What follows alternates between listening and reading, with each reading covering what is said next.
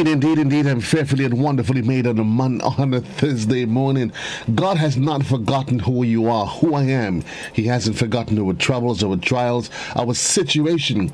And it's because He has not forgotten us. He hasn't yet completed His work in us. Is the reason why we're still alive and well, and we're here in the land of the living on this, the 21st day of the month of January.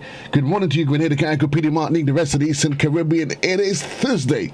It's the day before Friday. It's the day before we say TGIF. And today's another great day. We're alive and well, and we're giving God thanks and praise.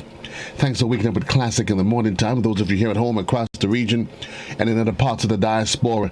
And indeed, we are grateful that you've chosen to be with us as it is. I hope you get in you're up, those of you that's up and about already, and you're getting ready for another day of productivity, another day of on the grind. I'm happy that I'm able to allow me to lend you my ear, and as I take you through this glorious day. I'm Joseph Cadore, you call me JC, and indeed, it's a pleasure, always a pleasure, waking up and having you knowing that your Classic is here for you. How do we get ourselves in groove for the day? We energize ourselves, putting us in the right frame of mind as we remind ourselves that we are wonderfully and fearfully made, and God indeed, He has not forgotten us. Notwithstanding all our troubles, all the issues we may have in our lives, but He still loves us, notwithstanding that. And you better believe it. You better believe it. So we're going to kickstart things for the day as we get you into a purposeful mind this morning. Your thought for the day. And your thought for the day reads, watch your thoughts. They lead to attitudes. Watch your thoughts. They lead to attitudes. Watch your attitudes. They lead to words. Watch your words. They lead to action. Watch your action. They lead to habits. Watch your habits. They form your character. And what's your character? It determines your destiny. It starts with a thought. A thought leads to an attitude. An attitude translates itself into words. Words, they become action. Action, after a period of time, it conforms into habits. Habits forms your character. And your character, that which you are in the inside, what nobody else sees, is what determines your destiny. Today, your thought for the day, and I hope you could process it, assimilate it, digest it, and get it through your system. It all starts with a thought, and then an attitude. What's your attitude today as you go through the day, as you encounter individuals, as you decide to become the next best version of yourself? Yes, no doubt. It's always our help to educate, entertain you, and for today, your word for the day. Your word for today is a noun. A noun, and the word is spelled Gulosity. Gulosity. Gulosity. And by definition, it is defined as excess appetite or greediness. Or as you say locally, you're licorice. Yes? So that's gulosity. Gulosity. Why? And it's interesting that gulosity is a rare word for gluttony, and it is indicated that it is occasionally used in the English language these days, but it derives via Middle English, via the Anglo-French form of the Latin gulossus, which means gluttonous. Yes. So, how do you use this in a sentence? And I'm happy that after a Christmas period generally spent lying down, motionless and swollen, it was time to get back to life of squats, lunges, and sub 900 calorie days, if that's what your plans are. But before letting go of my acquired gulosity completely, I decided to indulge on one last meal of excess. And I know it sounds familiar, right? It's all part of the resolution thing. Before I get back into my regiment, you determined to, before letting go of my acquired gulosity completely, I decided to indulge in one last meal of excess. Your word for the day, which is a noun. What are you being gluttonous about? I hope it's for all the right things. You're greedy?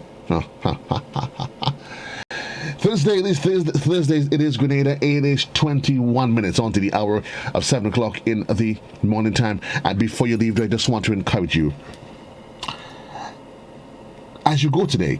And I said, and good morning to our listeners that are locked in our sister station, Hot 98. How do you keep a positive mental outlook? Now, let's deal with this. Positive facts. I got a raise.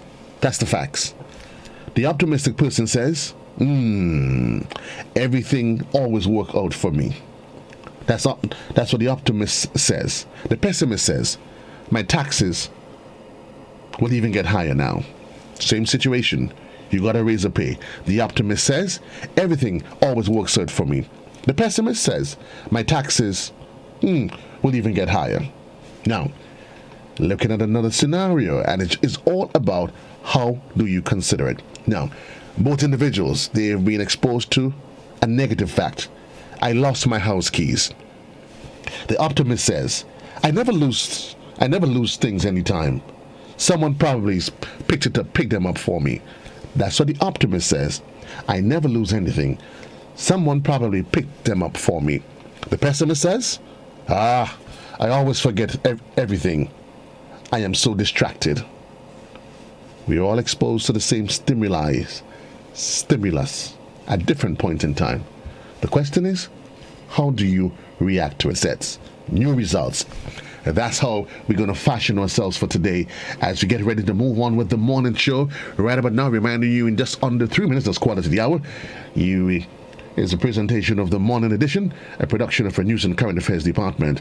For those of you that's on television, we give you a rebroadcast of some of the top stories from last evening. We'll take a break. We'll be back with you on the other side of the clock. When we come back, though, a conversation that focuses on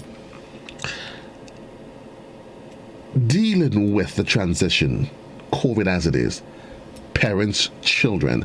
We have a counselor, quite experienced person for the Ministry of Health. She is Mrs. Cuffie, and she'll be here to talk to us as to how do we transition, how do we deal with the issues, the challenges, the stress of everyday life when it comes to the COVID pandemic and remote learning. It is what it is, but certainly we need a little lifeline, and we start that lifeline. That conversation comes up on the other side of the clock, around 20 minutes past the hour. This is Classic in the Morning, coupled with the sister station Hot 98. We'll be back on the other side of the clock.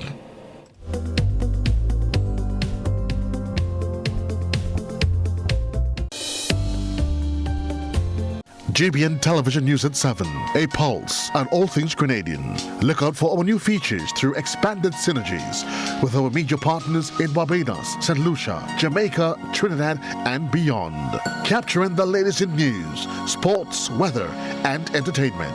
Credible, informative. Thank you for making us number one. News at 7, live, Monday to Friday on GBN Television, Channel 7 and 11. K105.5 and 105.9, Hot 98.5 and 98.7, GBN Television Facebook page and YouTube channel, and www.gbn.gd. GBN, with you anywhere and everywhere.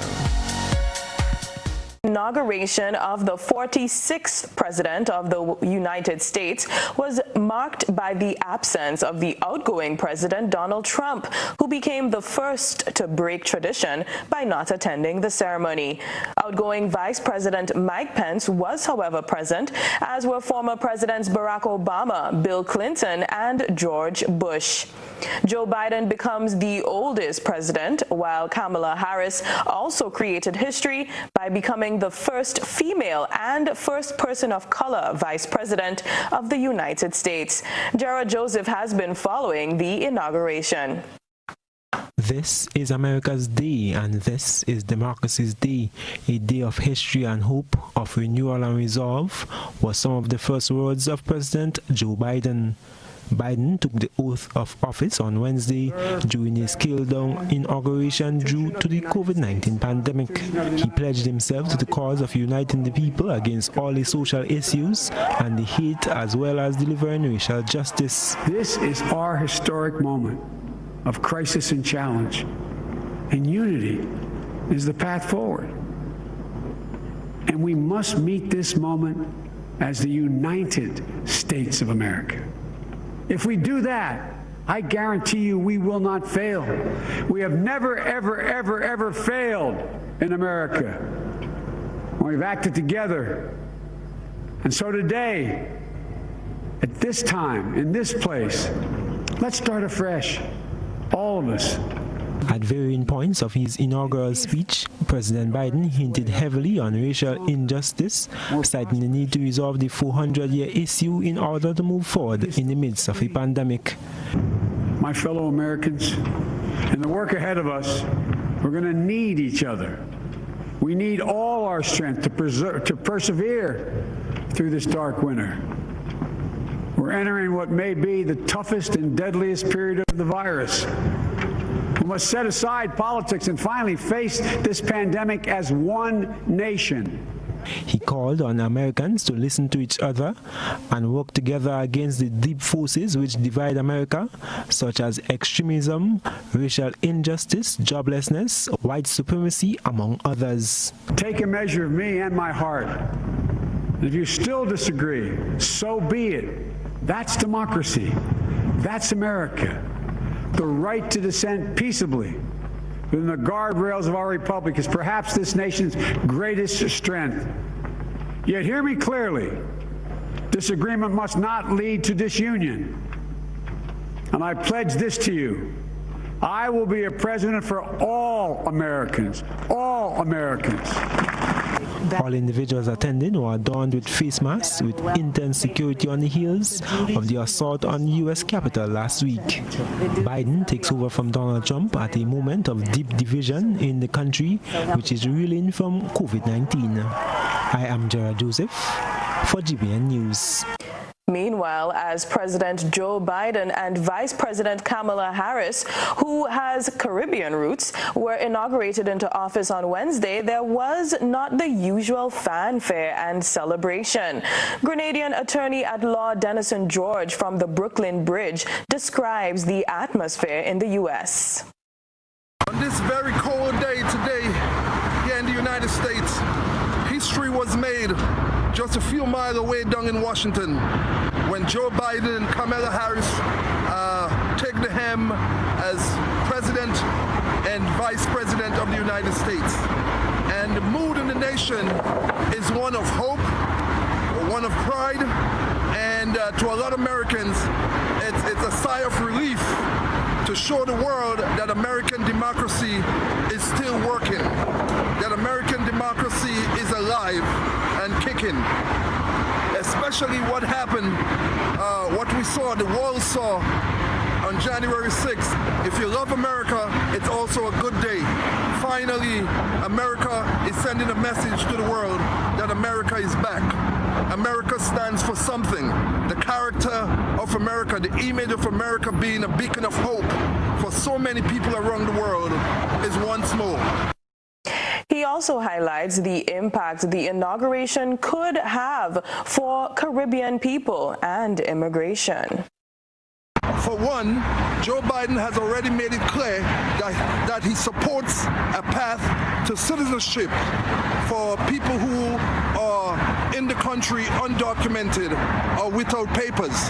Now that would be a great thing for Caribbean people because as you know, there are thousands of Caribbean people here in the U.S. Who are undocumented without the papers to work or the papers to travel. So that would definitely be a benefit for Caribbean nationals here in the U.S. Who are undocumented to earn their right a path to citizenship under the Biden administration. Then when it comes to Caribbean countries, you have to remember that Donald Trump policies basically focus on America going it alone, America for Americans, make America great again. Well, Joe Biden already said that America would be open for business. He would extend a hand to nations all over the world, including Caribbean nations, countries he called neighbors of America, and he would express his willingness to work with these countries. And so definitely I think you would see better relationships between the Biden administration and the Caribbean governments.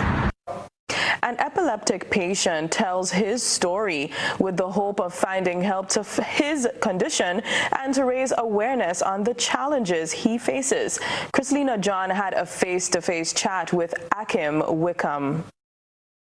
Akim Wickham is a 22-year-old who suffers from a condition known as epilepsy, a common condition that affects the brain and causes frequent seizures.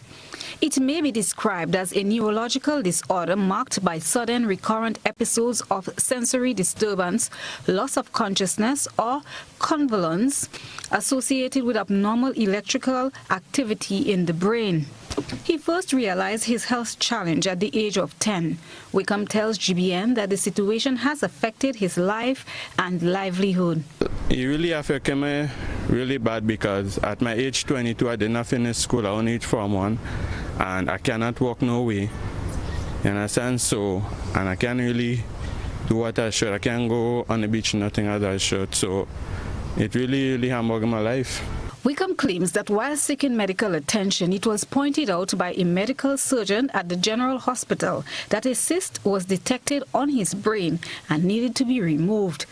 An exorbitant cost this young man had to pay. The procedure was conducted at the General Hospital, but the result was nothing as expected. Dr. Lara said he's seen a cyst in my head, so he would take it out and I would have been better. My surgery at the hospital cost $15,000. Since after I did the surgery, well, I don't have no improvement or what. Because since after I did the surgery, I fallen 46 times plus, and the year just started, and I had 5 seizures for the year. He explains 2 encounters he experienced and calls on people in society to be more sensitive and exercise compassion on persons suffering from this and similar conditions. In the same breath, he encourages people with similar challenges to keep the faith. I had one of those seizures. I was home by me looking to go to work. And while I was going down, the landlord and his wife with my brother was sitting outside on a step, and I had an attack, which I didn't know.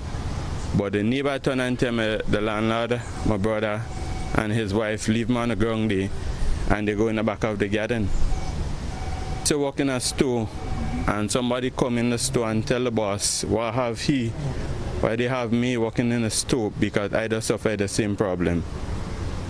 The young man, who experiences 4 to 5 blockouts per day, which is more than he experienced prior to his surgery, he is hoping that some specialists can assist with his plight. Following a meeting with health officials on Wednesday, Wickham was given the assurance that his condition will be monitored at the General Hospital in the coming days. Chrislina John, GBN News. Still in health, as lab and other hospital staff prepare to move into the new wing of the General Hospital, a plaguing issue is being corrected. Chrislina John has this report. After years of clamoring for a much more conducive environment for staff to function, the mold infestation at the hospital laboratory is being addressed. GBN was reliably informed that the night duty staff, which includes persons conducting the COVID-19 tests, were also disadvantaged, as they too did not have an adequate resting place. The lab, there was a major issue with the mold. That was, if you move the place, it's like, you see it. We had people come in, and over a period of several weeks, we're treating it and removing whatever that may have been the source for it. And some of the air conditionings were also treated along with the ventilation. So the mold issue has been addressed at the lab and has a regular schedule of continuously being addressed, where the people are to come back in again to make sure that the mold does not come back. Definitely, most definitely, because we recognize that you cannot provide the service if you are not in the right frame of mind. And we're talking about our highest priority is the safety and the health of not only our patients and visitors, but our staff. COVID-19 brought that out, and there's a lot of different things and protocols that we're putting in place to make sure that our staff is safe and healthy. Since 2018, it was promised that staff will relocate to the new wing of the hospital facility. However, it is 2021 and transition appears to be a slow process. Director of Hospital Services, Dr. Carl McIntosh, explains the reason behind the delayed movement. Actually, and the pandemic has let us know that we are not in control of every single thing, that we cannot say that this is set in stone because the next day we don't know what it will bring. But for phase 2, we do know that we are seeing the light at the end of the tunnel. Tunnel's far, but we're still seeing the light. We had talked about different dates of opening, and I'm not going to talk about different dates of opening. I'm going to talk about what is, and then say that what we're working towards. So what we're able to say is that we are opening in phases. Construction is still going on various floors. That's on the first floor as well as the ground floor, but the third floor and the second floor have been completed construction-wise. Speaking to the president of the Public Workers Union, the bargaining agent for some of the hospital staff, Rachel Roberts, says there seems to be some light at the end of the tunnel. I could tell you about is the laboratory, which we felt was really the environment, the occupational health and safety there at the laboratory was really not good. And we got some good news that they're working feverishly on it so that the staff could move in anytime soon. And we are very hopeful now that it will happen soon. We saw the environment, the new facility. We see that new equipment, etc., is being moved in and being set up there. So we are very hopeful that maybe by the first quarter of this month, of this year, they should be moving in. We're giving them until the end of March. And if we don't see any action by the end of March that the staff are not moved, we would be making some comments and complaining to the ministry. But we see some action, we see some movement, and we're very, very happy and pleased about it, that things are happening. Chrislina John, GBN News. The issue of pre-deal larceny has been in Grenada along with other Caribbean islands for years. Recently, the situation seems to have worsened, and as such, farmers are crying out for help. In this Rena Pear report, you will see the struggles farmers in Grenada and other Caribbean islands have to face. Pre-deal larceny of crops and livestock results in farmers suffering heavy losses, making them reluctant to invest as they can no longer enjoy the fruits of their labor. Furthermore, it acts as a strong deterrent for younger people to stay on the land, which is also a worldwide problem. A Caribbean-wide study by FAO found that 98% of all farmers had experienced produce theft, amounting to well over 1 million crop and livestock farmers. More than 90% of those interviewed agreed that it was the single greatest disincentive to investment in agriculture. This St. Kitts and Nevis farmer woke up to his entire banana field destroyed on Tuesday morning with no one to hold accountable. I mean, how this? We're talking about agriculture. Look at this crop. Look at the banana them that destroyed. All my life, me see wicked things happen, but me never see nothing like this magnitude at all. All my pipes chop up, all my fruit trees them chopped down. What kind of fruit trees did you lose? Well, I lose banana trees, I lose mango trees, I lose pear trees, I lose coconut trees, I lose breadfruit trees, I lose papaya trees. Man, you name it, I lose source trees, you could call it, you could name it, because these are where on the land here, and they just chop down. They're going to kill me, for me to leave. I really not leaving. I can't afford to buy 3 bananas for $7, you know, so I plant them. 3 bananas cost $7. Could I afford to buy them? No. But I could afford to plant them. Somebody know how me plant them, somebody want me to buy them, but I will not. Because we plant again. A In Grenada, farmers in Shantimel in St. Patrick is still struggling with similar destruction on their farms, where most of their crops are lost and are saying enough is enough. I planted the land and this guy keep damaging the land, spraying the plants, damaging the plants, and going and steal in the land. I have now go to the pen. I can get grass. I have to go miles away and get grass. He spray me tomatoes, he spray me peas, he spray me tanya, and he say he killing man, he killing beasts, and in this time right now he's poison using. This young farmer from St. Andrews is yet to get justice for his ginger that was stolen before it was even ready for harvesting, losing thousands of dollars. And 600 pounds of ginger, it's really hard because it's 132 stools that are missing, and average for a ginger is like 5 pounds a stool. And there are stools that weigh more than 5 pounds. I normally get 10-pound stools. You know, we work hard as a farmer, and it's a lot of hard work. Early mornings, late afternoons. Hard labor. Grenada has made many attempts to curb the issue of pretty larceny on the island, to the point of increasing the penalties for those found committing the act. For GBN News, I am Rena Pear reporting. Do you know what time it is? You guessed right, it's detox time again at Nirvana Natural Health Clinic, Detox Center and Natural Health Store. Purchase our 7-day cleansing pack for only $500. Includes everything you need for a complete total body cleanse. Cleanse your blood, kidney, liver, and colon. This cleanse will help you lighten up and get rid of the excess. Also available are our special product Detox Combo Pack for only $100. Try our single detox products starting from $40. Check us out now. Belmont St. George's, close to the Fall Edge area, or call us on 231-6642, 449-7753, or 418-7115. Nirvana Natural Health Clinic, Detox Center, and Natural Health Store. Detox, your way to health. Bruv. Hello? I can't see you. What's good? But I can't even hear you. Yo. Hello? Hello? Ah. Okay, I see. I'm good. I'm coming in. Ah. There you are. Live the experience right now. Enjoy high-quality video calling today. Stream, upload, and share with Digicel super fast LTE network. Visit our stores today and live the experience today. Digicel. Government salary deferral request to Public Workers Union was the topic during Monday night's Beyond the Headlines. However, during the discussion, the issue of regularization of public officers took center stage. Trelawna Charles has the details.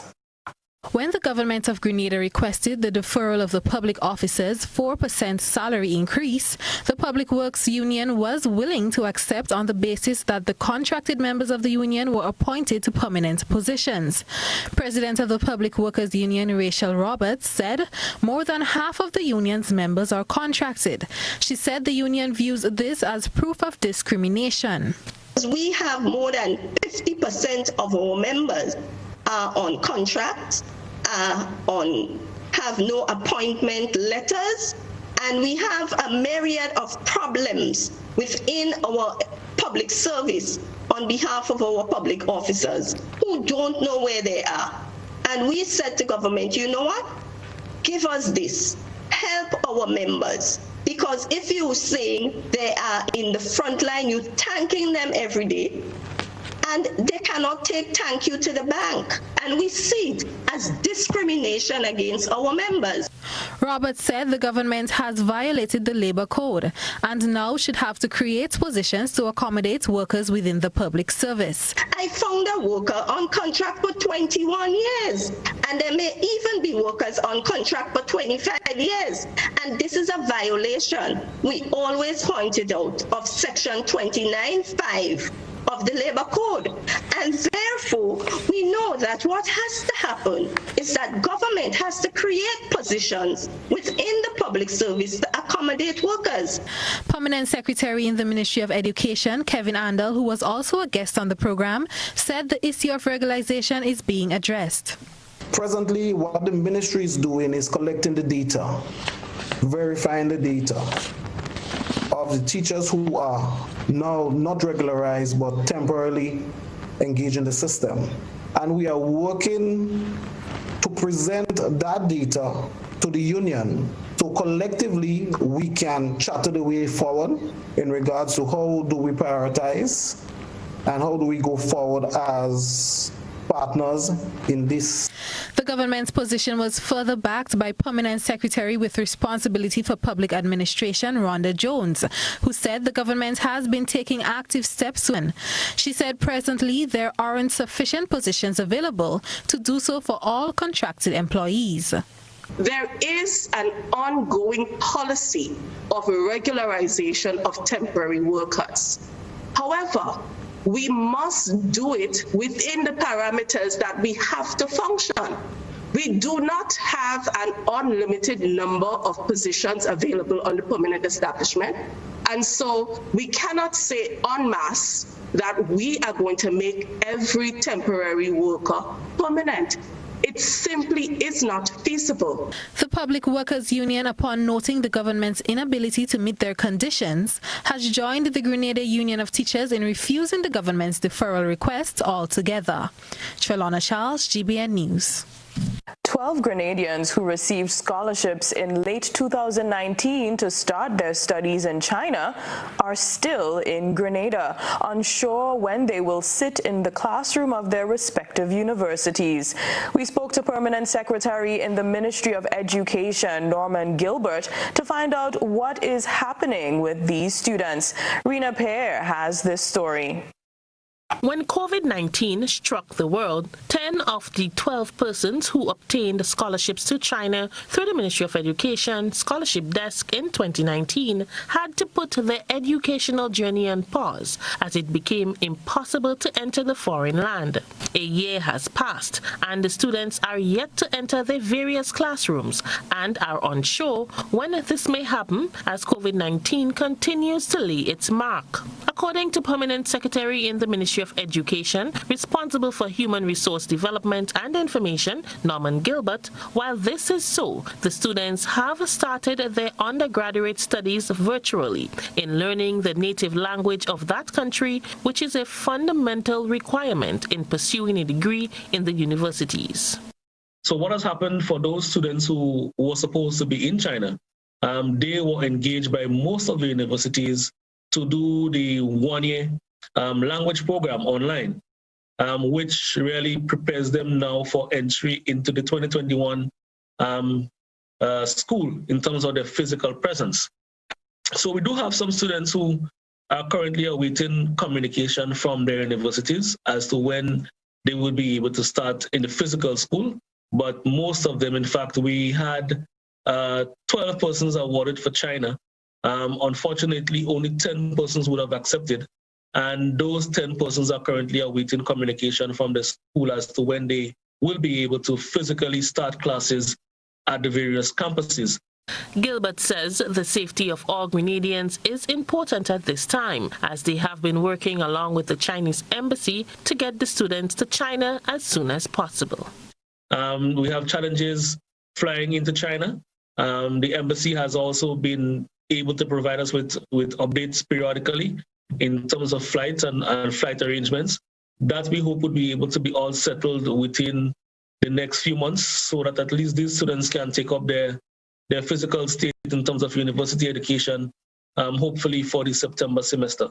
So we are in contact with the embassy and they have been providing us with the necessary updates in that regard. While both countries are still facing the wrath of COVID-19, the government of China has committed to increasing the amount of scholarships to be awarded later this year. We are going to be guaranteed 15 awards for the 2021 program. We also have a call for applicants that is out now, that is due for the 29th of January for persons who are interested in pursuing undergrad, master's and PhD programs in China.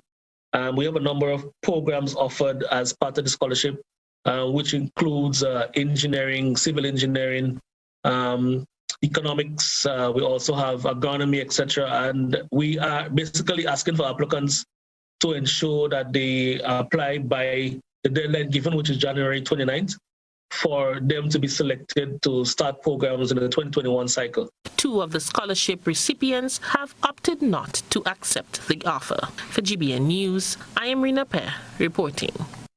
Opposition leader Tobias Clement has selected his 3rd senator to join his team within the House of Parliament at its next sitting. According to Clement, the selection process was not an easy one, as there were numerous candidates. He announced that Matthew Joseph from the parish of St. John will be the new addition to his team. You ask about the appointment of Senator Joseph. Matthew Joseph, he's from St. John's, and I may want to put out his credential. And so at this point in time, I think we will get together, and I sure you will have the opportunity to interview Mr. Joseph when the time comes, because he has not yet received his credentials from the Governor General, and I'm hoping that he will soon. The opposition leader believes that Joseph will bring a wealth of contributions within the House of Parliament, as he has a history in the field of education and agriculture, among others. He has been a teacher for over 38 years. He has been involved in music and sports, and now he is very deep into agriculture. And so this is where he is, and I do believe after speaking with Mr. Joseph and after doing some background checks, I do believe that he has the development of our country at heart. He has the upliftment of people at heart, and he is a very civic-minded person. Tobias was speaking at a virtual press conference on Wednesday morning. Justin Francis McBurney was known to be hilarious at times, but he was forceful in his beliefs as a long-standing member of the media, a preacher in his own right, and a politician with many promises. Commonly known as Crow, McBurney established the Good Old Democratic Party, GOD, also known as Good Old Democracy, around 1978, while being employed as a clerical officer in the office of the late Prime Minister Sir Eric Matthew Gary. GOD first contested national elections in 1990, when it received only 6 votes for its one candidate and failed to win a seat. In the 1995 elections, it received 16 votes, 3 candidates, and again failed to win a seat. In 1999, it fielded 3 candidates, but received only 12 votes, reduced to 10, 2 candidates in 2003, and just 3, 1 candidate in 2008. This total rose to 14 votes with 2 candidates in 2013. His persistence in the realm of politics. McBurney's contribution to the media began in the 1970s in print and television. His last stint was with the Grenada Informer, where he was not only assigned to the marketing department, but also as a staff writer for editorials and other opinion pieces that focused on the economic and sustainable development of the country before his retirement. He died on Monday, 19th January 2021, after a prolonged period of illness. The executive and members of the Media Workers Association of Grenada expressed condolences to the family of veteran media worker Justin Crow McBurney after his passing. Government said 8 families directly impacted by erosion at the seafront in Mount Craven St. Patrick as a result of the breakwater project will be relocated. During the past months and as recently as 2 weeks ago, properties have been eroded as the sea continues to wash inland, demolishing what's in its path. Details in this report. Some residents of St. Patrick's say the $4.8 million breakwater project has caused more harm than good. The government will now have to revisit the books as more studies are to be conducted to find a solution to this problem. Residents spoke out from fear of losing their homes.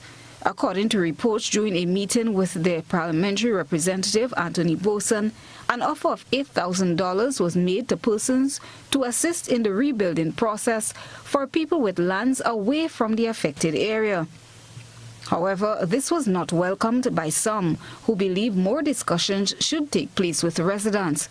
Minister for Infrastructure Nolan Cox, during Tuesday's media brief, spoke on what has to take place in the immediate and long term. The government, we have responded swiftly to address this matter.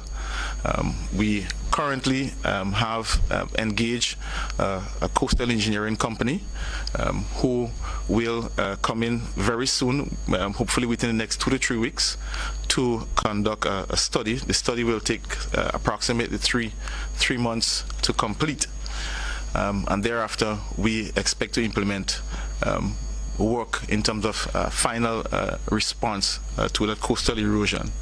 The minister indicated that a submission was made to the procurement board for a coastal engineering company to commence work. In the meantime, he explained what would take place with those families. Looking at doing some remedial work to stay whatever coastal degradation that is taking place currently. So the Ministry of Infrastructure is working on that. Added to that, the 8 families who are impacted, there is a recommendation that these homes, these families should be relocated.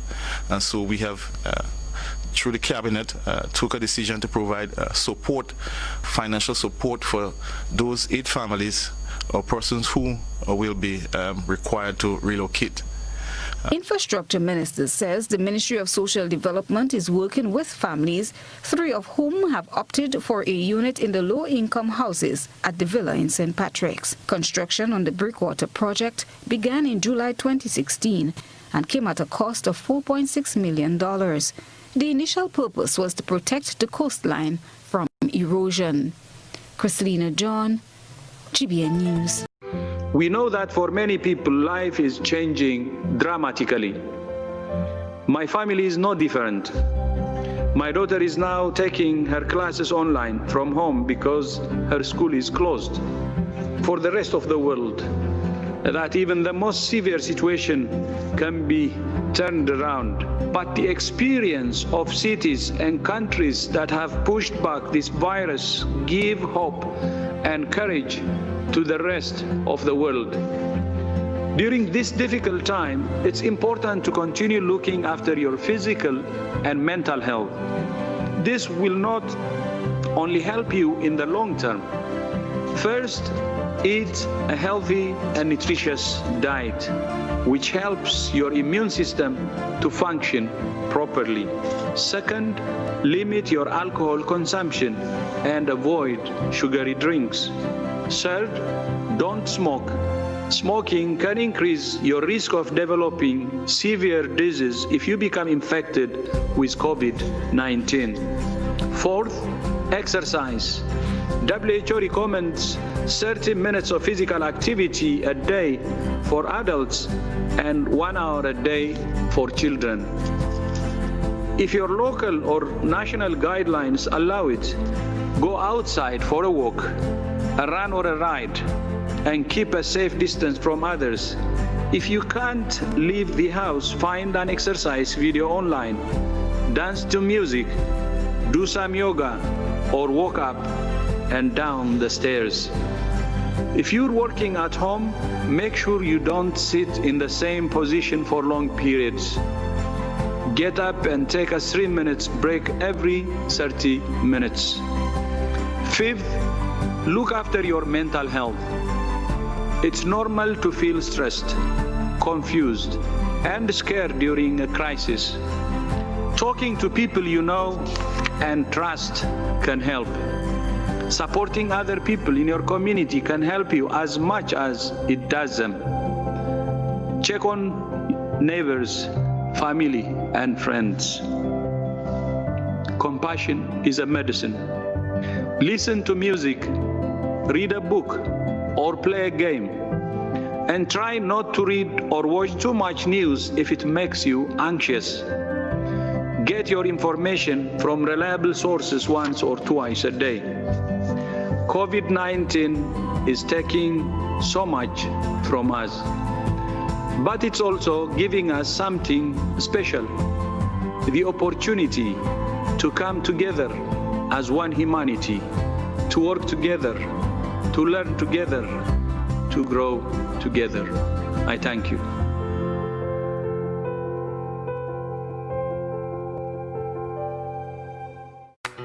Long ago, the strength of Grenadians was in their arms as they worked the lands to get food for the table. Nowadays, most Grenadians' plate is packed with lots of starch and meat, little or no vegetables, plenty fried foods, and they wash that down with something sweet while sitting in front of screen. Hard work and exercise seem to be out of style, and lifestyle diseases are becoming the fashion of the day and claiming many lives. Let's make a change to live longer. Let us grow and enjoy a variety of natural and safe, fresh vegetables and fruits every day. Use our local fresh seasoning and spices to make our traditional dishes healthier and avoid highly processed foods, snacks, and drinks. Drink more water every day to help your body function better. Get moving every day and trade some screen time to share and enjoy healthy family meals. Choose healthy foods and healthy lifestyle. Follow the healthy choices for healthy living guidelines for Grenadians.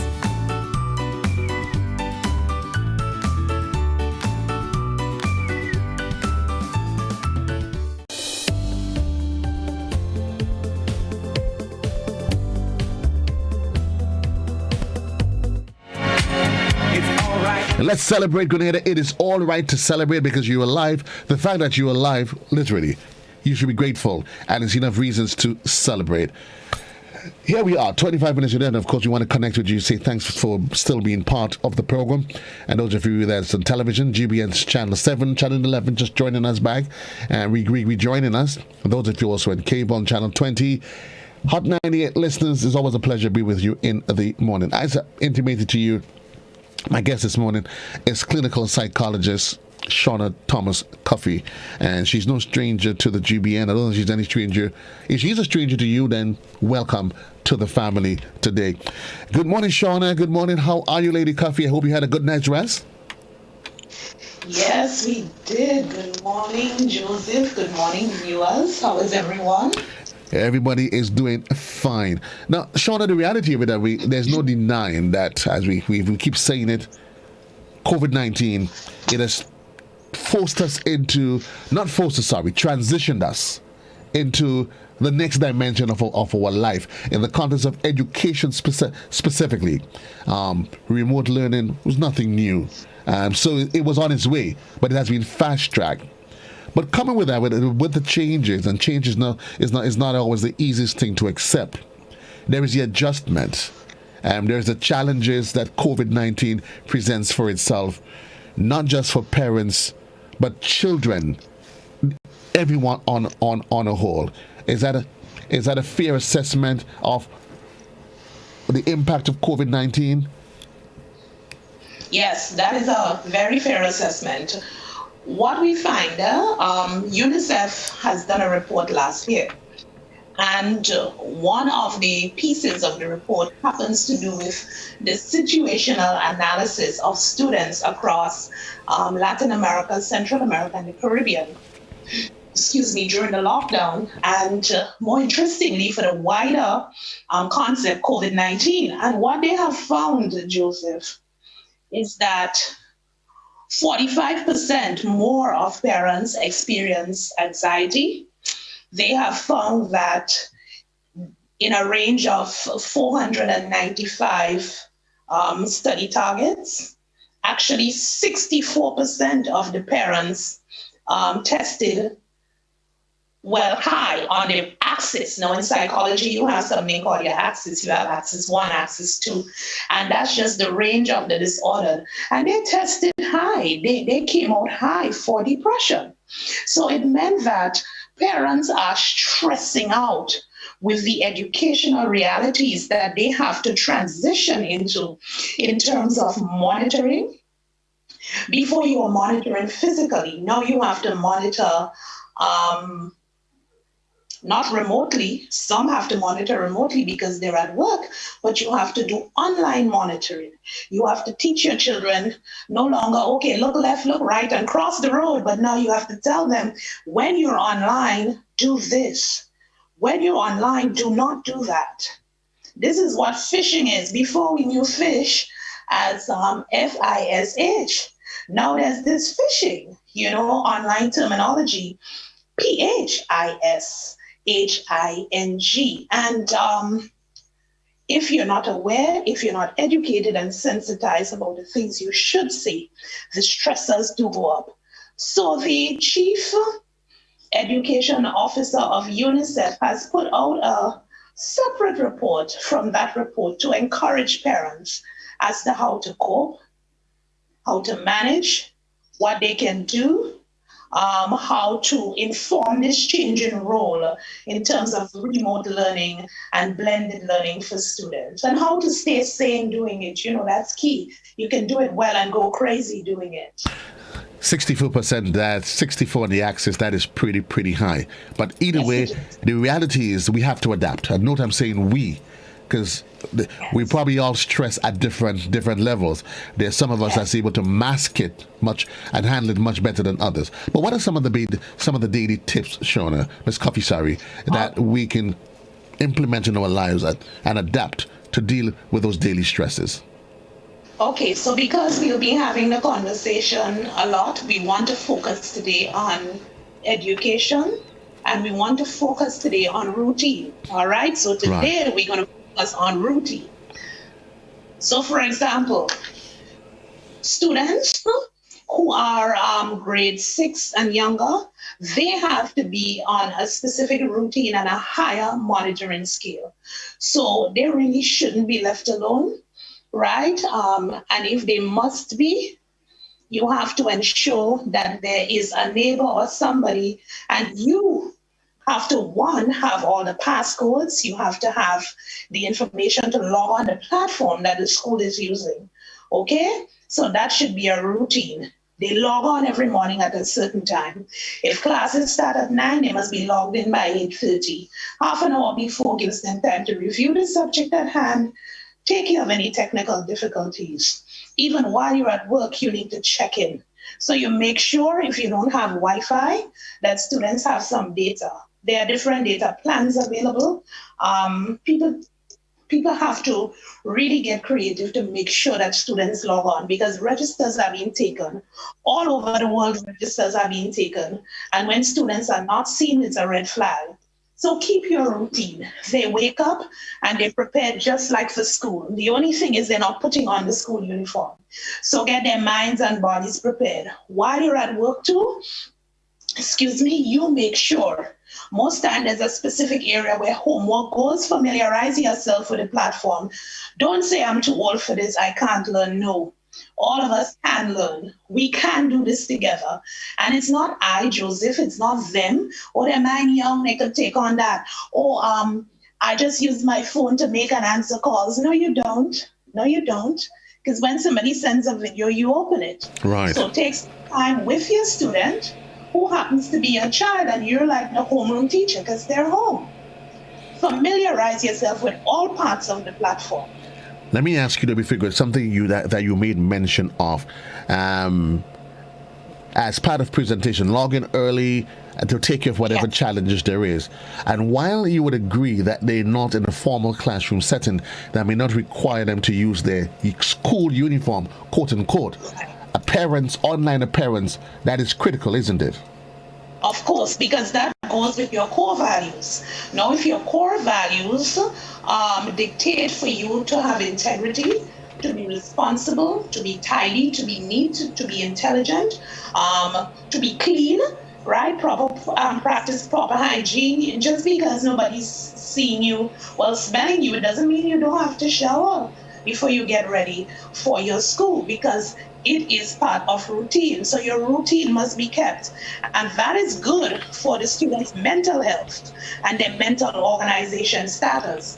What we are finding right through research and results, students too have been testing high for stressors, because now they have to meander home chores. They have to work around many different things, and the technological aspect poses a high level of stressor. In that very study, it showed that over 34% of students, even though most of them are technologically savvy, felt very stressed when they had to sign on to their platforms. So in order to de-stress that sign on and that experience, we want to set up things in the home, simplistic though they may be, to help them to be mentally organized. And that starts with routine and scheduling.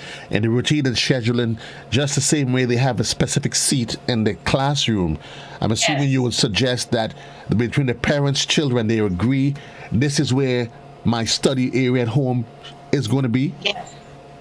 And they keep it neat, they keep it tidy. Sometimes they have to eat in that space, right? So you make sure that they clean the space, make sure that the books for the sessions are there at hand, that they're not running back and forth out of a room, in a room to get things. All the implements and devices and utensils needed for the classes are there. Take, for example, classes where you have technical subjects, classes where they are tech folk in their makeup. You want to be able to have your implements there. And the reality is that it has to be, it is not something that they're going to learn, Shawnna, at one go. That adjustment, it isn't. No, so it's practice. So every day you wake up, you practice. All right, you practice. And it's good too for them to be, on top of what they wear. All right, some people purchase a lot of things with graphics and all of that. No, they have some interesting tees and whatever. You have to ensure that students are dressed and they're seated there. You're not just running around and, nobody can see me. No, because educators worldwide, globally, are insisting that cameras are turned on. And that is for accountability purposes too. Because, we have protection laws on the books. Right. So you just have to give an account as to who showed up in the class, right? And routine takes care too of ensuring that anything fishy on cyberspace, you can catch it. Right. Because Zoom and so they're not very close. There's sometimes you have some security issues. Some people sit in board meetings and different things, and depending on who's really good, somebody can come in. So we want to ward off against those things, and that's why, we do periodical check-in. How are classes today? Oh, great. What was great about them? Did anything interesting happen that I should know about? Would you like to talk about anything? Right. Yes. Let me ask something you touched on, and I know with time is always stretched. It's a continuous conversation. But you made a reference to that study that indicated almost 34% of the children they were increased stress levels. There always seem to be this notion, and I know it's always false, that children they don't have no stresses to deal with. That is an absolute lie, isn't it? Outside of COVID.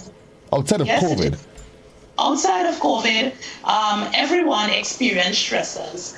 Now, stress is defined as anything real or imagined, perceived that causes you to feel, think, or behave uncertain, unsure, or in a fearful manner. That's the definition of stress. Right. So listen, cockroaches can stress you. You hear me? Somebody constantly sneezing can be a trigger for your stress.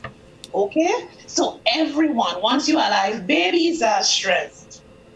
Sometimes they can't just tell us, but every time you ask them, you want water? You want tea? You want whatnot? We would pay $1 million to find out what they're thinking, right? But everyone can be stressed. Indeed, everyone can be stressed. 25 minutes onto the hour in the morning time. Give before you go, because I know we want to keep this as light as possible. So if you can offer us before you go 2 tips. 2 for the parents, 2 for the children that would assist them on a day in their daily engagement to reduce on those stress factors. All right, so 2 tips. Right? 1 for parent, 1 for child, or 2 each? We had already established a routine. Yes, all right, so that's 1. Excuse me. Another tip is communication. communicate with the school authority. All right, communicate with the school authority. If something is going wrong, right, indifferent on the platform, let them know. Don't just call when you realize, oh, the child can't get in and something is wrong. No. Stay in touch. Stay in tune. Stay connected. Secondly, do what you call some family time. Right? In the family time, make sure you put in some prayer and you put in some exercise. What prayer does is, whatever faith you have, whatever religious persuasion, that's on you, right? That's, again, a democratic choice. But what it does, it gives you that opportunity to understand that there is some power outside of yourself that can take care of the things that are outside of your purview, outside of your reach. And that in itself is a higher calming meditation. Right? Exercise. Exercise is very good. Students are seated all the time. They have to stay put, but they have breaks. Students, once they have breaks, they should exercise. Whether it's walk around the house, walk around your property, of course, with supervision and monitoring, it is important to exercise. Exercise triggers, those happy hormones, and it's important for the brain, right? It's important for the brain to be kickstarted correctly. Right.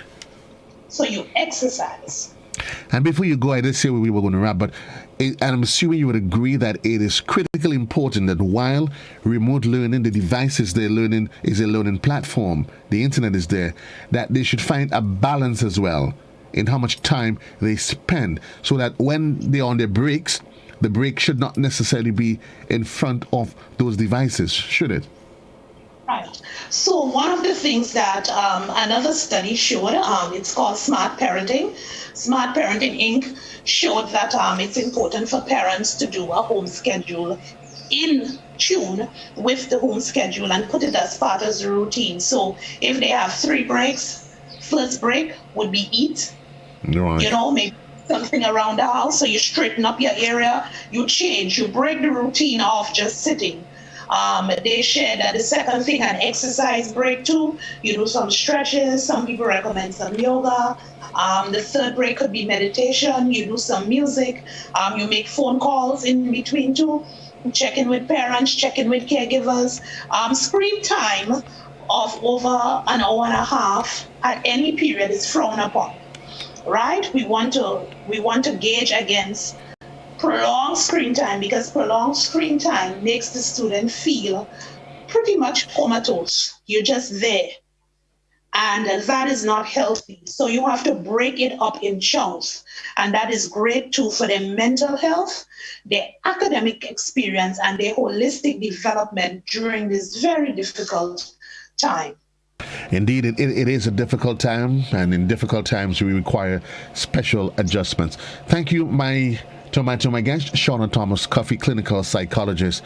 And again, we want to say this is for the first in a series, and we want to encourage those of your parents, whoever, as you would have intimated. But while you may not remember all the details, remember this is a we conversation. No longer is it just about the parents, student, or the teachers. It's a we conversation as we collectively try to adapt and adjust to this COVID-19 pandemic and how it is the fact that it has translated our lives into a new dimension. Thank you, Shawnna. All the best to you. Have yourself a wonderful day. I know you have a tight schedule, but I know you will never deny the opportunity to share with the nation's children or anybody at large.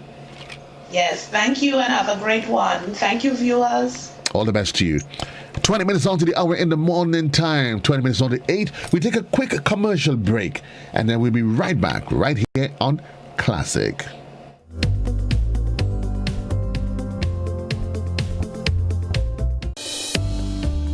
These have been tough times, and we could all use a helping hand to get through this period.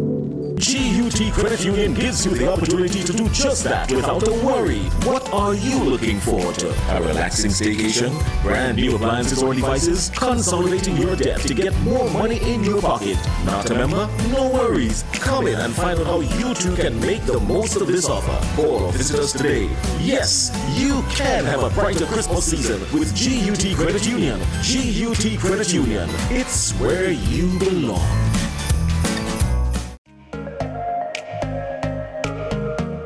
Running low on groceries? Why not visit realvalueiga.com and experience our new online shopping platform. Place your order, then go out and enjoy your day to spend more time with friends and family.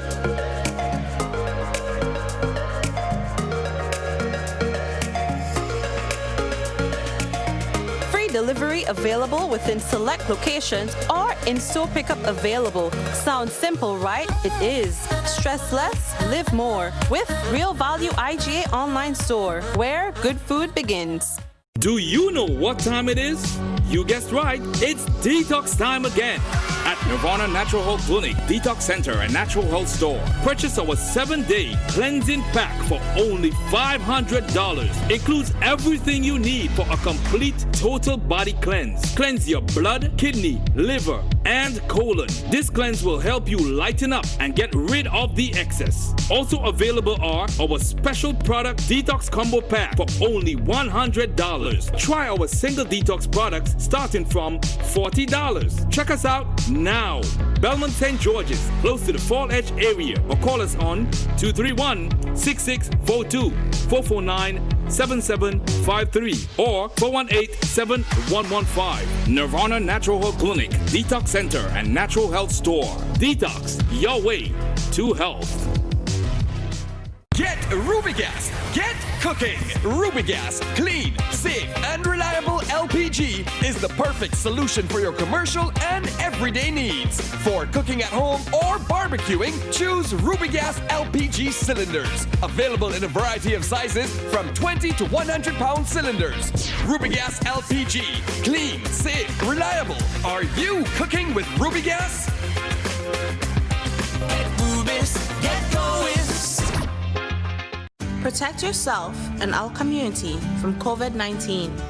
Wash your hands frequently with soap and water for at least 20 seconds. If soap and water are not available, use an alcohol-based hand sanitizer with at least 70% alcohol. Use a tissue when blowing your nose, sneezing, or coughing. Immediately discard the tissue properly and wash or sanitize your hands. Avoid close contact with people who are sick. Let's do our part to ensure that each and every Grenadian remains healthy. To stay up to date, visit the Government of Grenada's webpage or the Ministry of Health's Facebook page.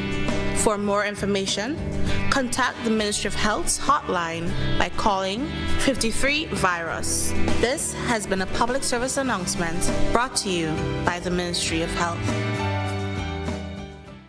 5 things you need to know about self-isolation. Stay home.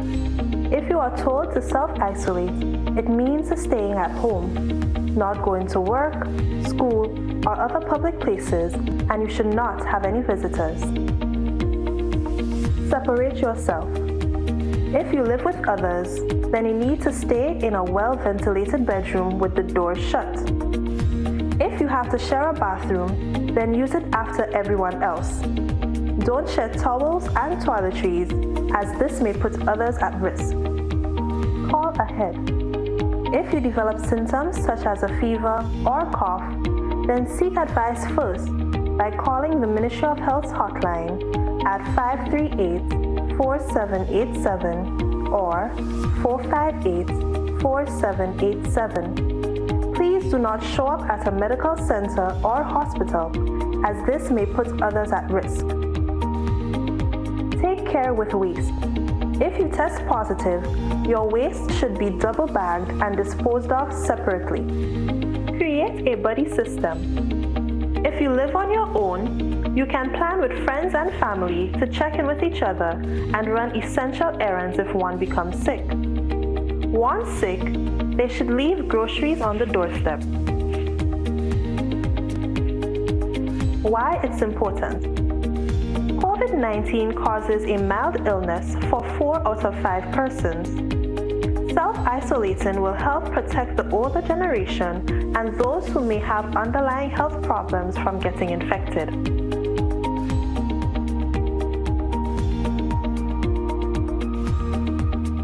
To wrap the morning show, though, and we were speaking this morning with clinical psychologist I'm Shawnna Thomas Cuffie. And the takeaway from it, one of the things, routines. Not necessarily just when you're stressed, but even how to avoid the stress literally.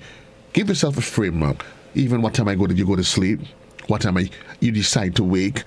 So I'm going to watch news, GBN News at 7. Then I'm going to have while I'm having news, I'm having dinner. I'm probably going to break for dinner at 8 o'clock. I do that. And then I'm going to go sleep at a particular time. All of those routines, it helps to give you that frame of mind that allows order in your mind. Because a lot of times, the disarray we find ourselves in is because mentally we're out of sorts anyway, and it is just manifested in what we do, how we do it. So you have to go to work in the morning. Why not decide while you're up, this is what I'm going to wear tomorrow? For those of you that doesn't have uniforms, if you have uniforms, then it is almost an easy guess. You could probably decide, well, you know what, it doesn't matter. And especially for the kids, because for those that's home, I decide the night before, this is what you're wearing tomorrow. This is what you're preparing for lunch. Advanced preparation, all of those things helps literally to help to reduce on the stress. Try your best to be optimistic in the midst of the challenge. Keep a positive mental outlook. Yes, things are hard. But you have to be optimistic, that is. And remind you that optimism does not necessarily mean that you cast a blind eye to the reality where people say, boy, the economy is done. Oh, no, it isn't. Listen, you accept the reality of life as it is. You know what? These are the challenges I'm having. Because very often you deny yourself the ability to grow because you live in denial that things haven't changed. Of course things have changed. It changes every day. Things changes in friendships, relationships, just the natural environment. Now we're dealing with climate change. Everything in life changes. And if you don't accept the reality of the changes, then it makes it difficult for you to introduce any new aspect to your life. So yes, I don't have the same income that I had in terms of disposable income because maybe your salary, it has been cut, whatever the case might be. Accept that. Don't complain about it. Be positive. I am grateful that I have a job still. Yes, I'm grateful. Maybe I can't live the life. I can't go socialize on a Friday, late nights, outings, movies. I can't. But at least I am able to spend time at home. It allows me the reverse of that. I can get time to rest, spend with family, friends, spend with friends. And it doesn't necessarily mean you can't go out, Maybe you can decide, call 2-3 friends that's within your bubble. And Saturday evening, chill in the backyard, cook a pot of food, have a drink. And in that process, you would realize, listen, you get to mingle with people that actually mean something to you. The neighbor would get some food. Your children will get some food. While you gone liming, they home hungry, or you're not sure what they're eating, but you're home by the side of the road cooking somewhere. Folks, we have to adopt a positive mental outlook. 10 minutes onto the hour. Adopt a positive mental outlook. Keep optimistic. Reminding you that your brain, your mind is a reservoir. And if you feed it negativity, that's what you're going to get out of it. Pure negativity. So you need to know to adopt a greater positive mental outlook.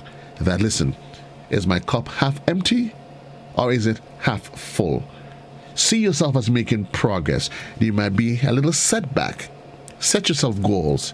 You may have a little setback, but it doesn't mean that the journey has ended. You may have a little disappointment, but disappointment is fine. It is part of your learning curve in life. It is what allows you to assess, formulate, analyze, evaluate, determine where I'm at in relation to where I would like to be. And ever so often it is good to do that. Self-introspection. We start the year, many of you, with all of these fancy resolutions. Where am I in relation to my resolutions? So I promised that myself for the year, I will spend more time with me time. And it's important that you get me time that allows you to detox, to flush out, whether or not it's watching a movie. Agree to do that. Come on.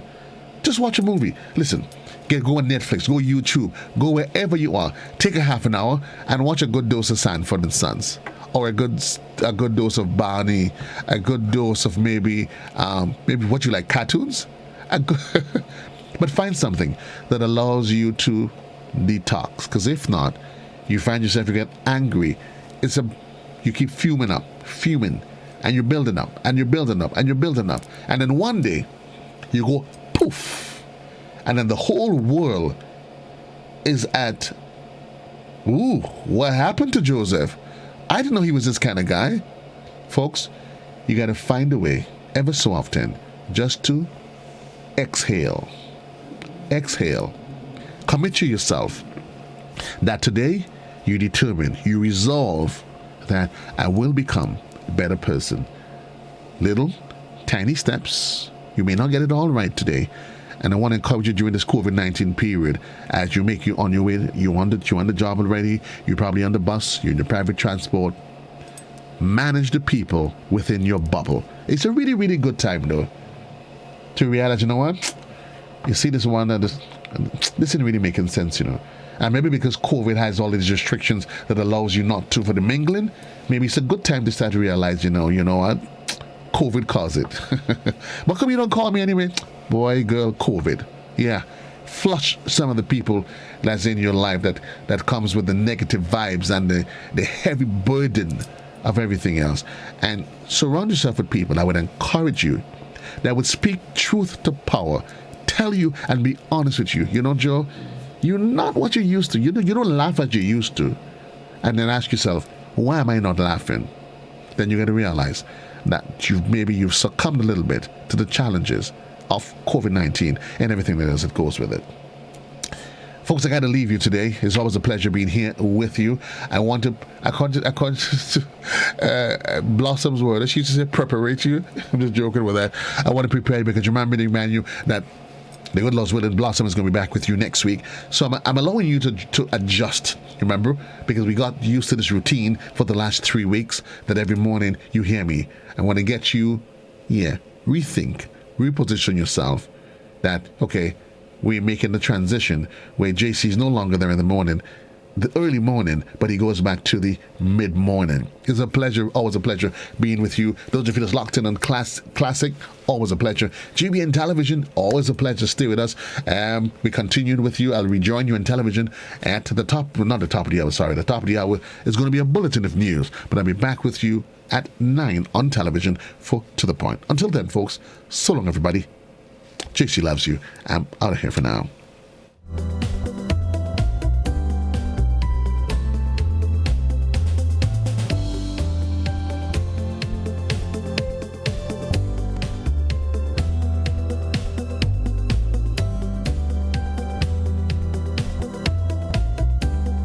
Protect yourself and our community from COVID.